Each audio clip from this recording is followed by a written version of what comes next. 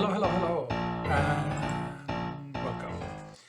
Today's session is going to be about NFTs. What are NFTs and what am I doing about NFTs? A lot of people have been asking me to do this as a video. I wrote a couple of blog posts about it. You can see them here in the description below. It's been in the news a lot lately, mostly because of Christie's auction in which an artist by the name of People sold a series of, an NFT, a single NFT for about $69 million, which is pretty high, of course. And it's a unique occurrence, but there has been other examples for $1 million, for $500,000. A tweet went for $684,000. But what are NFTs? What are these kinds of things? And that's what I wanted to kind of touch base on today. First of all, as an artist, should I be paying attention to these? And the answer is absolutely yes. Up until now, physical goods have been very easily to trade because you can actually take a physical good, display it, and then what you do is you trade ownership of that physical good, and then you receive money for it.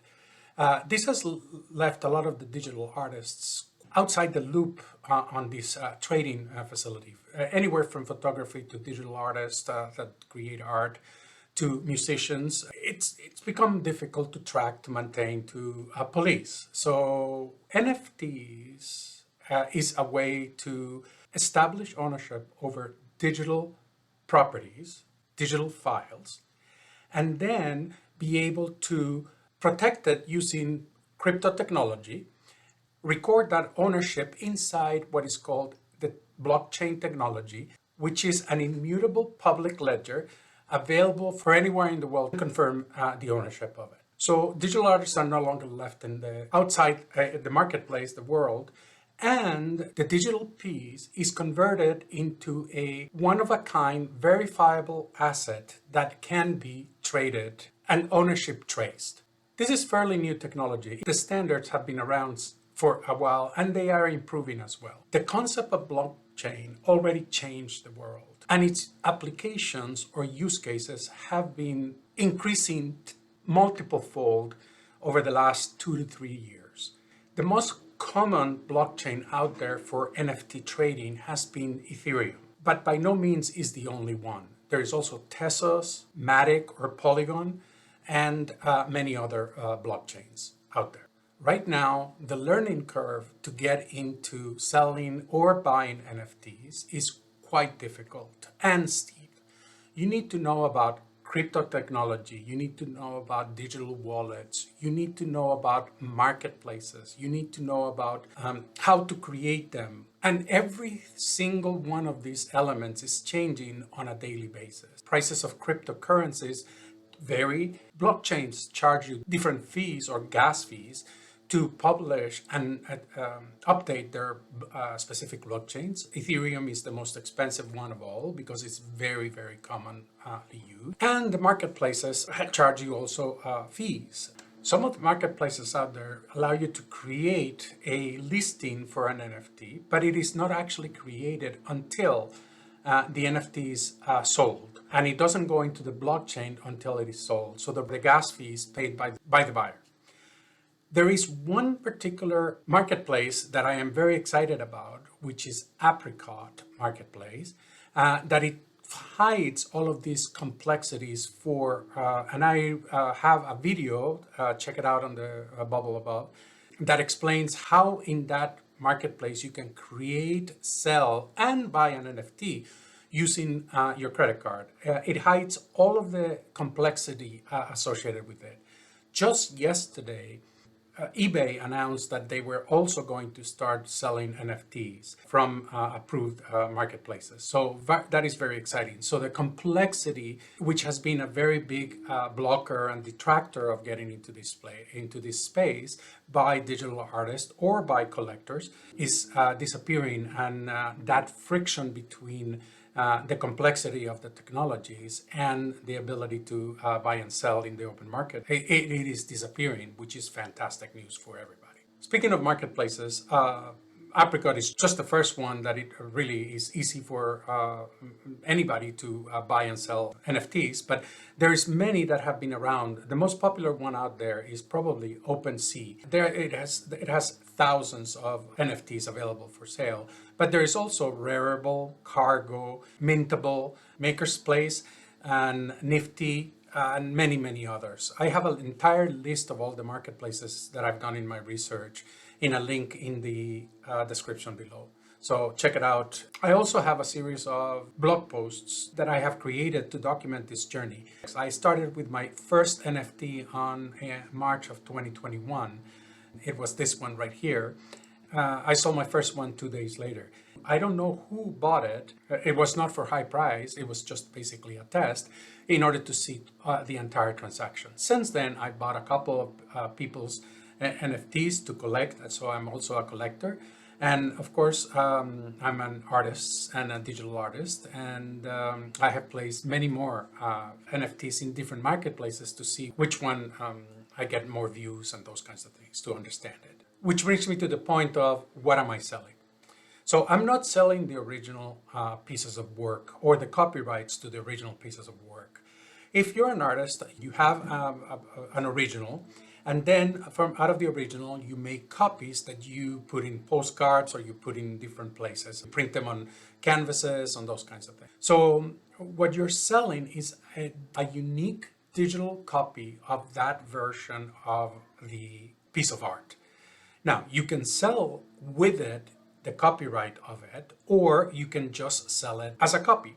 You can have limited editions of these, one of 250, one of 50, one of 3, or one of 1. As the artist, as the original producer of that video, you are committing yourself to not creating more copies of that version piece of art.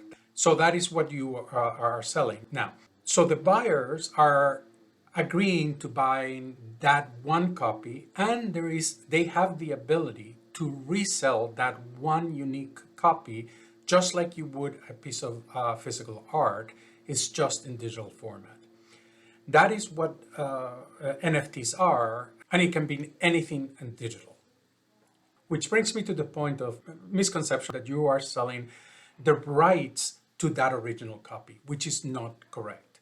Now, you can, if you want to put it as part of that contract or of that smart contract, that you are explicitly stating that you are selling the copyrights to that one edition included with your NFT. But most NFTs do not have the ownership or copyright clause. And this is no different than regular art. When you are an artist, you create a piece of art, and then what you do is you place that in postcards, in canvases, different sizes. You do all kinds of pieces with it. Each one of those pieces you're selling for a certain price, but the original stays with you, or you sell it at a premium. This can be anything: a digital photo, a Word document, an Excel spreadsheet. It could be a video, a drawing that you created on the iPad, anything at all that can be digitized. What you're doing is that you're placing that digital copy into the ledger called the blockchain, so you have an indisputable ownership right over it. And that is a unique traceable attribute of that piece of art. That is what you're selling. That is what you're providing. And you can have multiple editions. You can have edition 1 of 1. The rarity of that component is what you are selling, and the traceability to that ownership is what you're selling. So when somebody buys the piece, they are able to resell that piece. You can attach to the original copy as part of the contract in the blockchain that you're going to receive certain amount of royalties for that. And that can be 5%, can be 10%, can be 8%, can be 50% for that matter. So that means that every time that copy downstream, it is sold by the current owner, then you will get, because it can be traced all the way back to the original owner, you as the original creator of that, you will get the agreed upon percent. And that stays with the NFT for the life of the NFT. So very important for the digital artists and for the collectors as well is to understand what that entire process is. No lawyers, no representatives. It's all part of the technology, of the blockchain technology and the marketplaces. So one of the biggest challenges for both the artist and the collectors is the expense of adding transactions in the blockchain. That is what is called gas fees. So a gas fee is the ability to add a item or a entry to the ledger called the blockchain. The other day I was quoted $1,500 to mint an art piece, which I of course said no to. The gas price is highly dependent on the blockchain usage and the time and day of the transaction. So like in every highway in the world, there is rush hours. And rush hours is cost a lot of idle time. And there is a limited amount of minters. And those minters can demand a lot of money within those rush hours in order to be able to add that record to an existing blockchain. In Ethereum, the blockchain that is most commonly used for these kinds of things, it is well tracked that certain hours and days are very, very expensive. And of course, I was doing it. So if you wait until Saturday at 3 o'clock in the afternoon or whatever time or date it is during that week, that price will come down to $60 or $30. Actually, not $30 anymore. I don't think there is, but it's basically, it used to be $15. Now it is minimum probably about $60 that is still very high a transaction fee for a starving artist or an artist with limited dollars to be able to post an NFT on Ethereum, which is very common. But there are other blockchains and marketplaces that use different alternatives. So another blockchain that is doing this is Tezos, and it costs you pennies to create and mint an NFT, and you can transfer that as well as part of that process. Matic, which is now called Polygon, Tezos, Rari, Rarible is another one of those examples. There are many and many more coming down the pike that will be able to do that as well. So stay tuned for a lot of these new blockchains and marketplaces that are coming. The Ethereum domain is very much aware of this challenge. And a new version of Ethereum, Ethereum 3.0, which will make it more efficient and effective and less expensive to be able to add items to the ledger. All that is part of the evolution of NFTs. Now, I'm going to say two more things about this. One of them is NFTs are not only for art. Artists is only one use cases. I read the other day that IBM is putting out an NFT-like place for corporate patents, which is a perfect use for these. Corporate patents are very hard to track. There's no single location record for all of them. Their origin and true ownership is hard to do. They get sold, bought, and so patents is very, very good use case for these. And they're creating patent NFT blockchain that will be able to use to track and maintain and in a public, decentralized way. Very cool. And like that, many other use cases as well. And we're going to see many more of these as we're coming along. The second thing is, this reminds me of the good old days. Back in the days where computers were just starting to appear in the marketplace, we were all reading bike magazines. And for those of you, that was a trade magazine back in the 80s and 70s and 80s. This was before Apple, before a number of them. And computers was, especially personal computers, was just hobbies. It was pretty cool to be able to read a magazine, take the parts and put them into some sort of a board, and then be able to play around with the board to see what kind of a speed, how to program it, how to do all those kinds of things. And you can buy many different pieces and parts on the open market and then be able to test things around. All of these marketplaces and all of these blockchains, trials, I call these all of these experiments. The market has not yet consolidated, and that's what I equated to.